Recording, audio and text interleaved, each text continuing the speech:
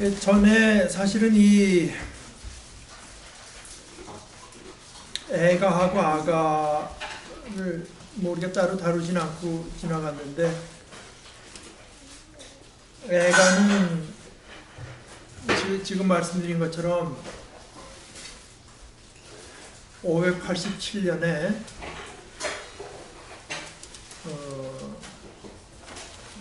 예루살렘이 완전히 망할 때, 그러니까 그 10년 전 597년에 한번 느부갓네살이 와서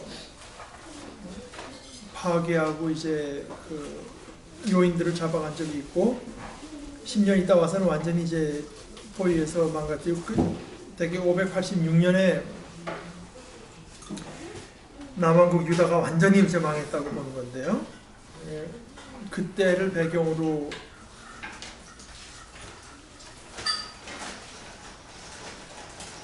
쓰여진 거라고 생각을 하는데, 뭐 아까 제가 뭐 대충 그냥 다 말씀드린 셈입니다만,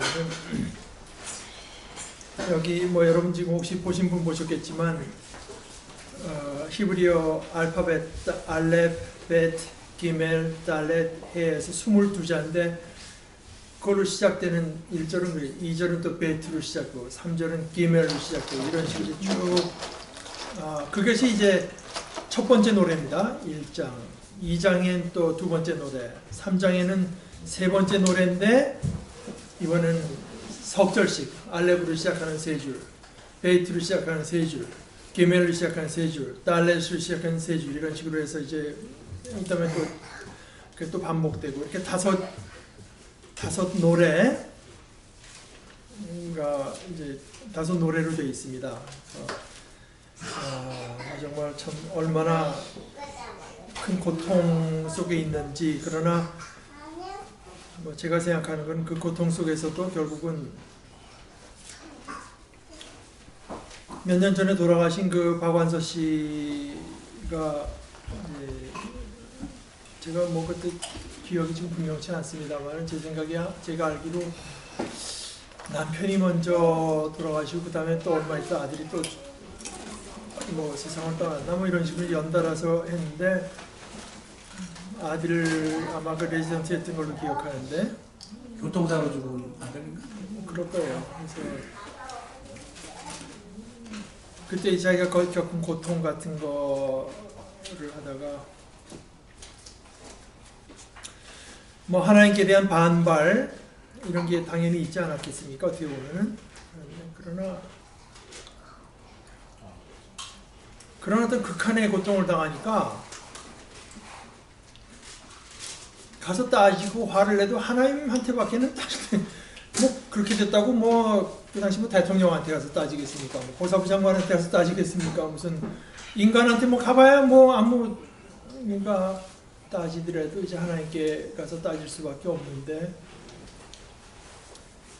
대답은 없고, 그때 이제 그 박완서 씨가 그 책 제목으로 잡은 것이 한 말씀만 하소서. 좀 뭐래도 말씀이 있으면 좋겠습니다 하는 뭐 그런 내용이었는데요. 예레미야 애가에서도 그런 극한의 상황에서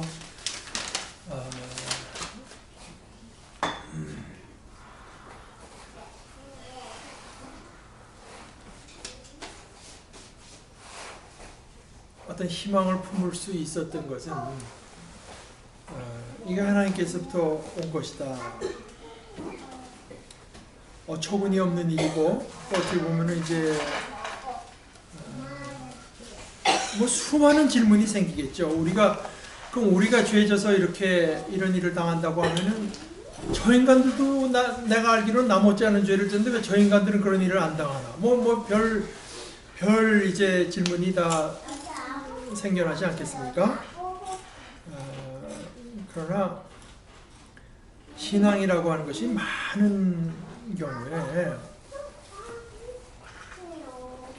우리가 가진 어떤 질문이나 의문이나 이런 것에 대해서 쪽집게처럼 답을 준다기보다는 그런 어떤 뭐 의심이라고 할까, 뭐 혼란스러움이라고 할까, 억울함 같은 거까지 그것까지 이제 뭔가 지금 하나님께서 이 가운데 하나님의 선한 일을 하실 것이다 믿고 이제 견뎌나갈 수 있도록 해주는 것이 더 훨씬 더 큰 것 같아요. 그러니까 어떤 내가 한국 교회에서 자라나면서 나한테 익숙한 신앙관이라고 하는 거는 뭐 딱 하면은 그건 뭐 자매님이 뭐 기도 안 해서 그래, 뭐 11조 생활을 바로 안 해서 그래, 뭐 이렇게 해답을 딱딱 주는 것이 무슨 신앙적인 거라고 이제 생각하는 분들이 많은데, 오히려 성경을 보게 되면은 질문이 있고 어떤 의문이 있고 어떤 데 심지어 의심까지 있지만 하나님 앞에 나아가서 거기에 대한 어떤 시원한 대답을 얻는 게 아니라 하나님을 만난 순간에 진정한 어떤 하나님의 응답을 받는 순간에 그런 자기가 가졌던 질문이나 의문들이 해소가 되어버리는 경우가 훨씬 더 많은 것 같습니다. 해소가.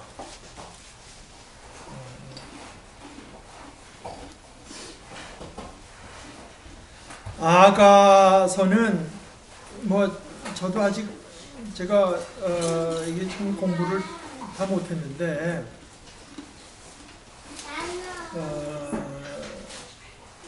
전도서 다음에 아가서 그 다음에 이제 예언서 이사야로 들어가는 우리말 성경대로 하면은 지혜문학의 맨 끝에 놓여 있는데요.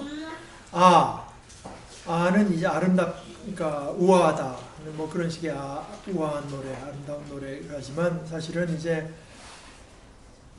영어 번역 여러분들이 많이 보시면 Song of Songs, 노래들 가운데 진짜 노래, 그러니까 가장 아름다운 노래 라는 제목으로 본래 되어 있고 가장 아름다운 노래. 그 다음에 솔로몬이 그랬는데 이게 이제 사실 문제가 많은 귀절입니다. 히브리어를 르 하는 것이 전치사인데요. 르 솔로몬 이렇게 되어 있습니다. 그래서 뭐 언뜻 생각하기에는 솔로몬이 진 노래다 하고 많이 그냥 쉽게 생각해 버리기 쉽지만 사실 르라고 하는 단어의 뜻은 보통 사전에 있는 거면 to, for, at 이런 식으로 이제 번역하는 전치사거든요. 그러니까 솔로몬에게 바쳐졌다고 할 수도 있고 솔로몬을 위한 거라고 할 수도 있고 뭐 솔로몬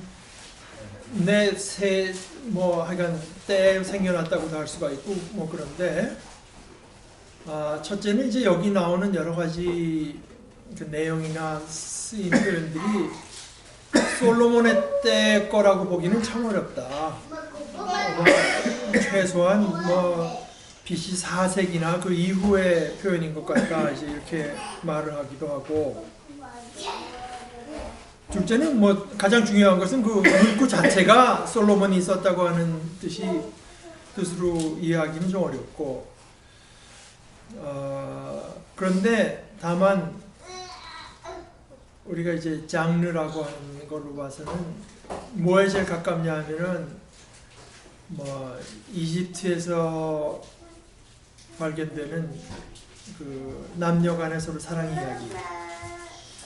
이야기와 형식이 굉장히 흡사하기 때문에 그거는 이제 그런 것이 솔로몬의 때까지 거슬러 올라가는 건데, 그래서 뭐 솔로몬 때부터 시작된 뭐라고도 볼 수가 있겠다. 그러나 이것이 솔로몬이 있었다고는 그런 뜻으로 받아들이는 학자는 거진 없는 것 같습니다.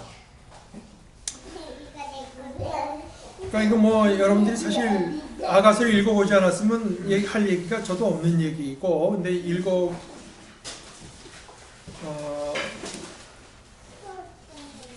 우리 저 두 분이 한번 집에서 한번 여기 있어요. 남자 여자 이렇게 감사 한번 읽어보세요. 손이 아니라서.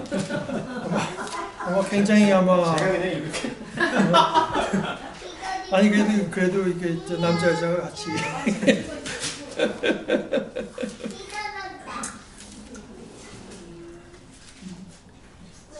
그럼 아니고 형제가 여자라고 생각하고 2절부터 4절까지만 좀.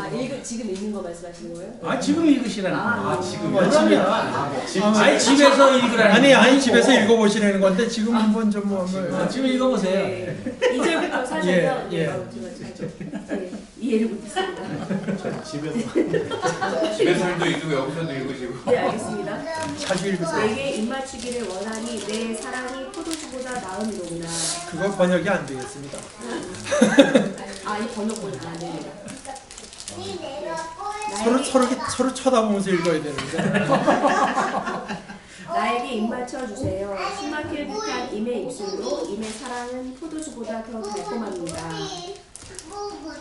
4절까지. 임에게서 풍기는 향긋한 내음, 사람들은 임을 쏟아지는 향기름이라고 부릅니다. 그러기에 아가씨들이 임을 사랑합니다. 나를 데려가 주세요. 어서요. 임금님 나를 데려가 주세요. 임의 침실로. 친구들은 우리가 같이 한번 읽어보죠. 그 다음에 우리는 임의 과도로 기뻐하고 즐거워하며 포도주보다 더 진한 임의 사랑을 기리렵니다. 아가씨라면 누구나 임을 사랑할 것입니다. 그 다음 또 여자 7절까지. 예루살렘의 아가씨들아 내가 검어서 예쁘단다. 게달의 장막 같고 솔로몬의 휘장 같다는구나. 내가 검다고 내가 햇볕에 구일렸다고 나를 깔보지 말아라. 오빠들 성화에 못 이겨서 나의 포도원은 버려둔 채 오빠들의 포도원들을 돌보느라고 이렇게 된 것이다. 사랑하는 그대여 나에게 말하여 주세요. 임은 어디에서 양떼를 치고 있습니까? 대낮에는 어디에서 양떼를 쉬게 합니까? 양떼를 치는 임의 동물들을 따라다니며 동물들을 따라다니며 임이 있는 곳을 누르며 헤매란 말입니까? 여인들 가운데서도 빼어나게 아리따운 여인, 내가 좋아하는 목이거든 양떼의 발자취를 따라가라. 양치기들이 장막을 친 곳이 나오거든 그 곁에서 너희 어린 염소들을 치며 기다려보아라. 나의 사랑 그대는 바로의 병거를 끄는 날랜 말과도 같소. 따은 머리채가 흘러내린 임의 두 볼이 귀엽고 구슬 목걸이 감긴 임의 목이 아름답소. 사슬의 은구슬을 박은 기부를 우리가 너에게 만들어 주마. 임금님이 침대에 누우셨을 때에 나도 기름이 향기를 내뿜었어요. 사랑하는 그 이는 나에게 가슴에 품은 향기름이라오. 사랑하는 그 이는 나에게 엔게디 포도원의 고벨 꽃송이요. 아름다워라 나의 사랑, 아름다워라 비둘기 같은 그 눈동자. 나의 사랑 멋있어라. 나를 이렇게 황홀하게 하시는 그대. 우리의 침실은 푸른 풀밭이라오. 우리 집 들보는 백향목이요, 우리 집 석가래는 전나무라고. 예, 그러니까 이제 집에서도 계속 그걸 연습을 많이 하십니다. 지나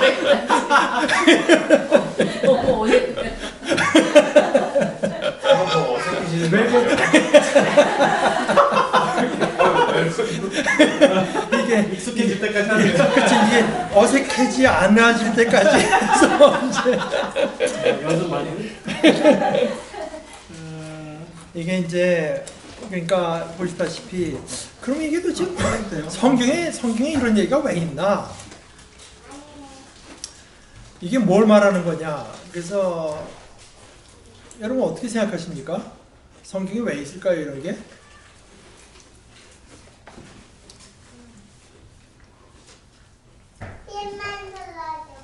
여러분들 상상력을 발휘해 보십시오.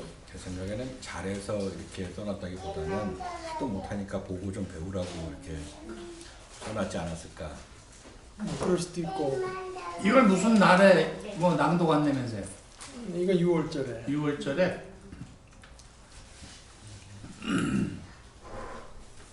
6월절에 뭐 부부관계를 돈독하게 하기 위해서.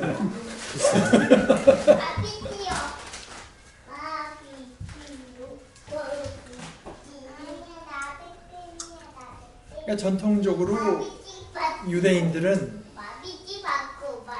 하나님과 그 백성 간의 사랑을 묘사한 것으로 많이 받아들였습니다. 하나님과 이스라엘 관계가 이렇다. 뭐 교회는 당연히 예수 그리스도와 그의 신부된 교회와의 관계가 그렇다. 그런데 이제 그런 거를 소위 그 문학의 어떤 그 뭐라 그럴까 하나의 종류로 봐서는 알레고리라고 하는데요. 알레고리라고 하는 거는 예를 들어서 뭐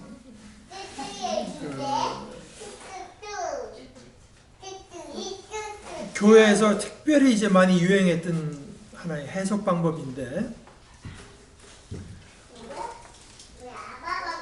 알레고리 문학이 있고 알레고리적 해석이 있고 다릅니다. 애당초 알레고리로 쓴 문학이 있고요. 그 다음에 그 문학의 어떤 글의 의도는 분명치 않지만 알레고리적으로 해석하는 알레고리적인 해석이 있는데, 교회에서 유행했던 거는 거짓 모든 것에다가 알레고리적인 해석을 가하는 이제 그런 것이 교회에서 굉장히 오랫동안 1000년 이상을 이제 유행해 온 것인데, 예를 들어서 여러분에게 익숙한 그 선한 사마리아인 얘기, 예수님께서 이제 비유로 말씀하셨습니다. 어떤 사람이 길을 가다가 강도를 만나서 어떻게 했는데, 그러니까 교회 사상에서 유명한 어거스틴 같은 사람이 이걸 철저하게 알레고리로 해석을 했어요. 선한 사마리아인은 예수 그리스도다. 지금 뭐 그 여관에다 맡겨뒀다고 하는 건 뭐 교회에다 맡겨둔 것이다.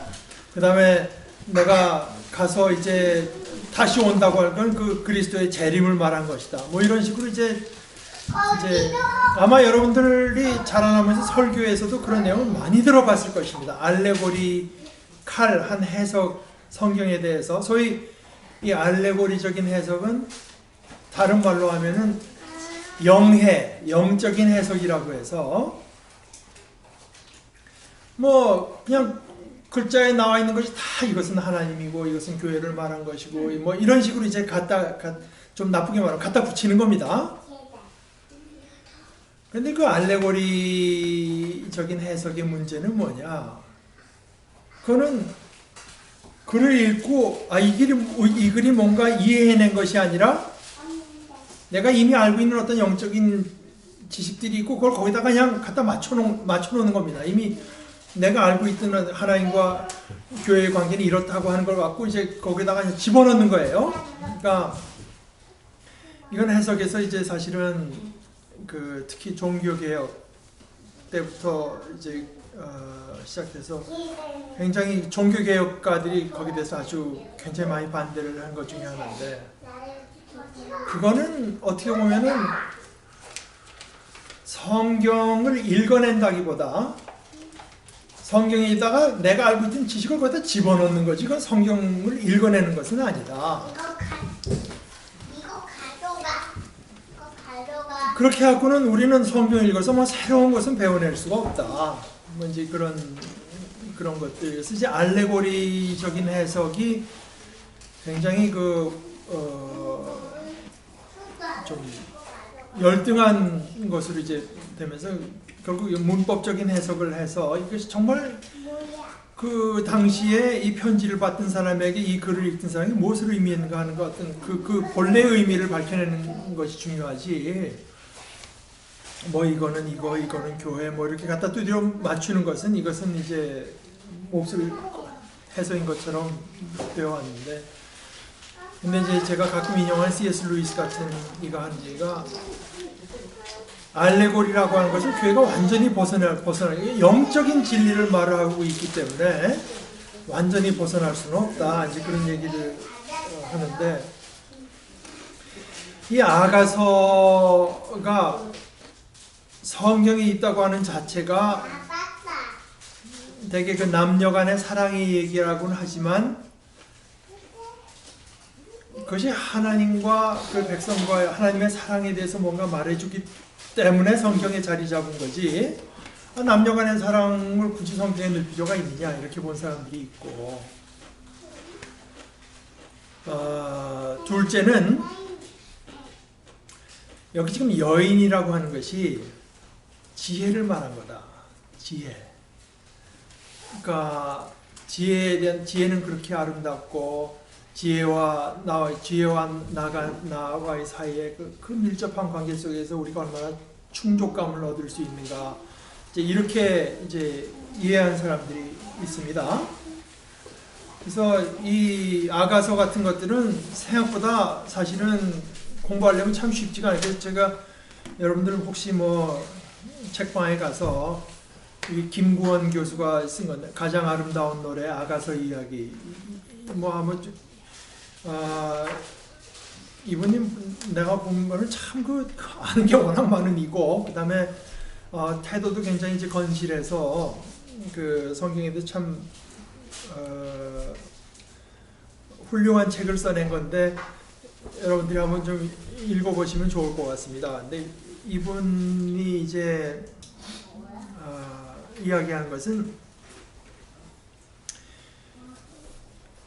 지금 제가 이제 얘기한 거를 설명하기 위해서 그래서 잠언 이게 이제 같은 지혜 문학이니까요. 잠언 5장에 이렇게 되어 있습니다. 내 아들아 너는 내 지혜의 주의를 기울이고 내 명철에 너의 귀를 기울여서 분별력을 간직하고 내 입술로 지식을 굳게 지켜라 하고 나서 그 다음 하는 얘기가 음행하는 여자의 입술에서는 꿀이 떨어지고 그 말은 기름보다 매끄럽지만 그것이 나중에는 쑥처럼 쓰고 두 날을 가진 칼처럼 날카롭다. 그 여자의 발은 죽을 곳으로 내려가고 그 여자의 걸음은 스올로 치닫는다. 그 여자는 생명의 길을 지키지 못하며 그 길이 불안정해도 그것을 깨닫지 못한다 하는 것이 실제로 어떤 그 행실이 바르지 못한 여인을 가리켰다기보다는 지혜가 아닌 헛된 지혜를 따라갔을 때 어떻게 되는가. 그러니까 지혜라고 하는 거를 소위 의인화, 특히 그 여성형으로 돼서 이제 personification, 의인화한 거라고 보는 해석이 아마 훨씬 더 서포트를 많이 받고 있는 것 같아요. 그러니까 우리가 알고 있던 그래서 뭐 잠언 맨 끝에 나오는 현숙한 유능한 아내 이것도 결국은 지혜를 말한 거다. 누가 유능한 아내를 맡겠느냐? 그 값은 진주보다 더 뛰어나다. 남편은 진심으로 아내를 믿으며 가난을 모르고 산다. 그 아내는 살아있는 동안 오직 선행으로 남편을 도우며 해를 입히는 일이 없다. 뭐 이것이 이런 쭉 나온 것이 지혜와 그렇게 밀접한 관계를 맺고 살아가야 된다. 이제 뭐 그런 내용으로 되게 이해를 하는 것 같아요. 그래서 이게 아가서도 어떤 지혜와의 어떤 나와의 관계가 이만큼 이제 이상적인 형태에서 이만큼 밀접해야 된다. 이것을 말해서 소위 지혜 문학의 분류가 됐고, 그래서 성경에 들어갔다고 보는 입장이 또 하나 있고. 이제 마지막으로는 제가 뭐 여기 책에서 배운 바 마지막으로는 이제 성경을 보다 보면은 자꾸 어떤 영적인 것만 이제 보다 보는데 이 세상이 다 하나님께서 만드신 세상이고 창세기에서 말씀하신 것처럼 하나님께서 인간을 창조하실 때 남자와 여자로 만드셨다. 그래서 거기 어떤 그 남녀 간의 관계, 특별히 성적인 관계가 어때야 되는가, 성적인 관계에 대한 긍정. 그래서 아가서가 없으면 사람들이 어떤 서로 육체적인 사랑 이것을 마치 뭐 열등하고 가치가 없고 그런 것처럼 보게 될 것을 교정하기 위해서 성경에 들어있다. 그렇게 보는 입장인데 성경에 그런 의미에서 성경에 들어있는 책이 두 권 더 있는데 하나는 룻기, 그 이방 여자 룻기, 또 하나는 신약 성경의 야고보서. 믿음만으로 산다고 하는 것을 보다 보면은 우리의 행위 올바르게 살고 하는 것이 이제 소홀히 될 것에 이제 야고보서 같은 성경이 글이 있어야 균형을 잡을 수가 있겠다고 해서 들어가 있는 그런 의미에서 이제 아가서나 룻기나 야고보서 같은 것들이 거기 들어있다. 그리고 이 번역에 있어서요. 이건 뭐 저도 이게 뭐 사실 많이 못 읽었기 때문에 제가 그냥 읽은 부분만 여러분에게 소개해서 여러분들도 흥미를 갖고 이제 공부를 하도록 좀 돕고자 하는 생각인데, 예를 들어서 아가서에서 아마 가장 유명한 귀절은 8장 6절일 겁니다. 여러분들 읽을 때 아마 되게 들어본 귀절일 거예요. 그 옛날 번역으로 누가 한번 읽어보시겠어요? 그 8장 6절. 너는 나를 도장같이 마음에 품고 도장같이 팔에 두라. 사랑은 죽음같이 강하고 질투는 수월같이 잔인하며 불길같이 일어나니 그 기세가 여호와의 불과 같으니라. 예, 이것이 옛날 번역에는 사랑은 죽음보다 강하다. 뭐 여러분 소설 책 제목에도 그 있지 않습니까? 사랑은 죽음보다 강하다. 그런데 그것은 이제 오역이라고 해요. 한마디로 사랑은 죽음처럼 강하다. 죽음처럼 강하다. 그게 무슨 뜻일까요? 죽음이라고 하는 걸 누구도 피해갈 수 없잖아요. 죽음이라고 하는 누구도 피할 수 없는 것처럼 사랑은 말릴 수가 없는 거다. 말릴 수가 없다. 사랑의 시샘은 저승처럼 잔혹한 것. 수월이라는 슈월처럼 가능한. 그러니까 여기 이제 그 사랑의 시샘의 대상이 질투의 대상이 뭐냐? 그런데 이제 김구원 씨의 해석은 이거는 어떤 사회적인 통념. 이 아가서에 나오는 여자는 굉장히 적극적입니다. 여러분 읽어보시면 아시겠지만 아까도 뭐 잉대 나왔지만 뭐 침실로 가자, 뭐 키스해달라, 뭐 온갖 얘기가 이제 다 나오고, 예를 들어서 8장 1절부터 한번 보세요. 8장 1절 한번 보세요. 아, 임께서 어머니 젖을 함께 빨던 나의 오라버니라면 내가 밖에서 임을 만나 입 맞추어도 아무도 나를 천하게 보지 않으련만. 그러니까 이건 무슨 얘기입니까? 지금 사랑한 남자하고 키스를 하고 싶은데 사회 통념이 이제 길에서 키스하게 되면 이상하게 보니까 자기 친오빠라면 길에서 키스를 해도 하나도 이상하게 안 볼 테니까 막 지금 남자가 옆에 있는데 길에서 키스하고 싶은 거예요. 그 마음이 이제 이 사람이 내 친오빠라면 뭐 해도 뭐 이제 그런 식으로 굉장히 적극적입니다. 여자의 그 어떤 표현이. 그래서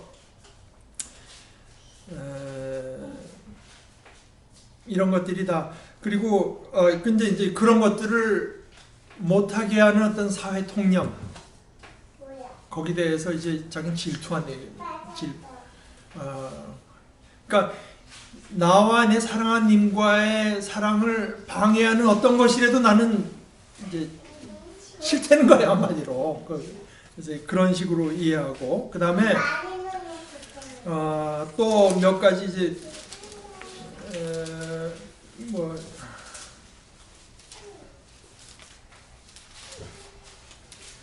예를 들어서 3장 5절 같은 데 한번 보십시오. 2장 7절부터 보세요. 2장 7절.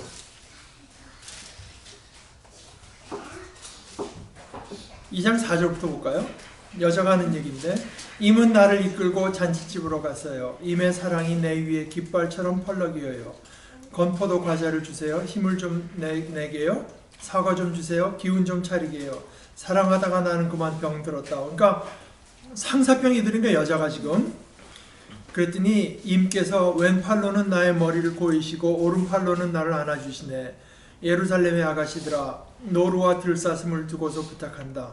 우리가 마음껏 사랑하기까지는 흔들지도 말고 깨우지도 말아다오. 이게 굉장히 외설적으로 들리지만 이게 또 번역에 이제 문제가 생기는, 이분의 번역으로는 여기서 2장 7절을 어떻게 번역했냐 하면, 예루살렘의 딸들아, 노루와 들사슴으로 내가 너에게 맹세케 하노니 원할 때까지 사랑을 깨우거나 자극하지 마라. 그러니까 그렇게 원하지만 어떤 그 허용이 된 때가 있다는 겁니다. 그래서 그 어떤 육체적인 정절이나 이것을 굉장히 이제 중요하게 생각하고 표현은 대담하지만 거기 어떤 그 절제가 있는 것을 말을 하고 있다. 뭐 그건 3장 5절에도 또 나오는데요. 3장 4절부터 보세요. 그들 옆을 지나가다가 드디어 사랑하는 나의 임을 만났다. 놓칠세라 그를 꼭 붙잡고 나의 어머니의 집으로 데리고 갔다. 어머니가 나를 잉태하던 바로 그 방으로 데리고 갔다. 예루살렘의 아가씨들아 노루와 들사슴을 두고서 부탁한다. 우리가 마음껏 사랑하기까지는 흔들지도 말고 깨우지도 말아다오. 그랬는데 뭐 하여간 그렇게 번역한 성경도 많이 있고 이분은 이제 거기 뭐 근거는 이분이 자세하게 들고 있으니까 여러분이 어디 동의할지 모르겠습니다.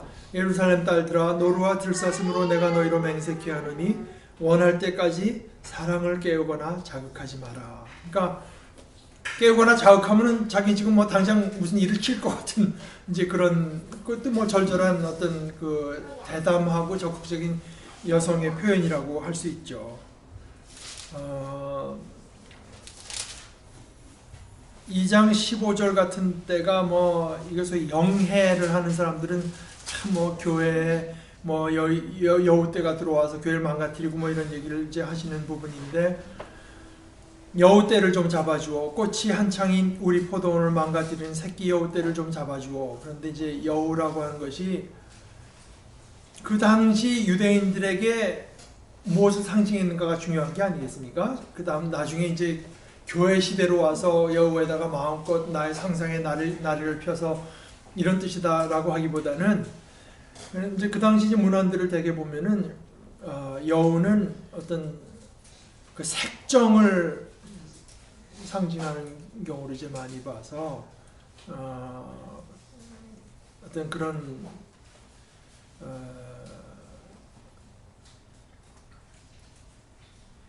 육체적인 어떤 탐닉 이제 이런 것들이 와서 그냥 주도권을 쥐고 흔들어 놓게 되면은 사실 진실한 의미에서 님과 나와의 온전한 사랑이 망가진다.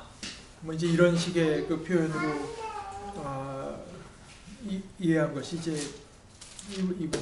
뭐 근데 하여간 제가 늘 다시 말씀드리지만 이 양반은 어떤 그런 그 호교적 그러니까 자기가 가진 어떤 그 교리나 이 생각을 갖고 성경을 두드려 맞춰가는 그런 태도는 아니고 그러니까 성경이 정말 성경의 어떤 그 정당하게 성경을 해석하려고 하는 주의이기 때문에 저는 상당히 그 신뢰를 갖고 있습니다. 한 가지만 마지막으로 더 얘기를 하면 8장 6절에 아까 그 호영재 아까 그 8장 6절 그 번역을 좀 읽어주시겠어요? 너는 나를 도장같이 마음에 품고 도장같이 팔에 두라. 예, 그렇게 말했죠. 도장같이 품고 도장같이 팔에 두라고 했는데 이제 제가 가진 새 번역에는 도장 새기듯 임의 마음에 나를 새기세요. 도장 새기듯 임의 팔에 나를 새기세요 했는데 이분은 이제 그것도 오역에 가깝다고 그러니까 인장이라고 하는 거는 내가 누구냐 하는 거 아니겠어요? 내 도장은 내가 누구냐 하는 건데 인장을 갖고 다니듯이 그러니까 여자는 내가 당신의 아이덴티티가 되고 싶다. 이제 이런 표현이다. 내가 당신의 아이덴티티가 되고 싶다. 그리고 이제 와이프를 누이라고 뭐 하고 이런 것들은 사실 그 근동이나 특별히 그 잠언에서도 많이 나오는 것들이라. 그러니까 결론적으로 말해서 남녀 간의 사랑 이야기를 하고 있어요. 그러니까 이 사람이 예를 드는 건 이건데요. 요즘 뭐 교회에서 많이 하는 You Raise Me Up 하는 노래 있잖아요. 그것이 이제 뭐 크로스로드인가 뭐 크로스웨이인가 하는 그러니까 뉴 에이지 그룹의 노래 뉴 에이지. 근데 이제 그 듣다 보니까 가사가 이거 우리 신앙을 굉장히 잘 말해주는 것 같은 거라 그래서 교회에서 많이 하죠. 뭐 교회에서 할 때 뭐 수없이 많이 하잖아요. You raise me up 하면서 뭐 내가 more than I can 뭐 어쩌고 하는데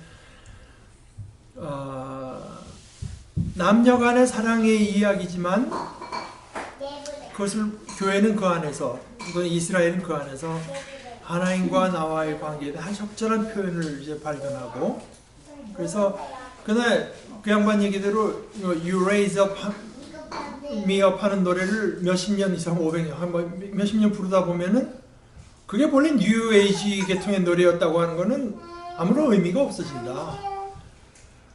우리 신앙을 얼마나 적절하게 표현하고 있는가가 문제가 되는 것이지. 그래서 이제 남녀 간의 사랑을 말을 하는 거면서 사실은 이제 우리 교회가 그 안에서 하나님과 나와의 사랑 또는 나와 지혜와의 관계가 과연 이렇고 또 이래야 되고 이럴 수 있다라고 하는 것을 이제 발견하는 것은 극히 정당한 해석이지.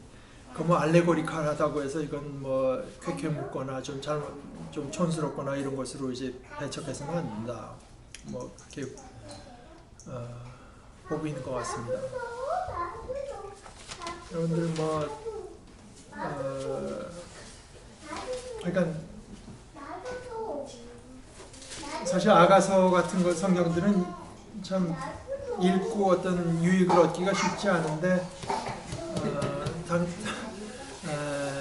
다행히 참 우리에게 이렇게 뭐 훌륭한 학자가 있고 해서 이제 거기 뭐 이집트나 이런 데서 발견된 여러 그 그림 같은 것들도 많이 들어있고 해서 자신의 이야기가 얼마나 이제 사실 그 당시 문화에 합당한 해석인가 하는 걸 이제 보여주면서 나가는데요. 읽고 공부하시면 좋겠어요. 다음 주에는 우리가 뭐 성역 공부가 당연히 없고 끝나고 나서 바베큐를 하니까 그 다음 주부터 이제 아마 마태복음부터 하실 가능성이 마가복음부터 할지 모르겠지만 그러나 여러분들이 그 한 2주 사이에 이제 마태에서부터 사도행전까지를 뭐 할 수 있는 만큼 뭐 여러 번 읽으면 더 좋고 그래서 읽고 와서 서양 공부도 하고 혹시 여러분들이 뭐 그동안에 궁금하고 질문하고 싶었던 게 있으면은 이제 질문도 하고 하면서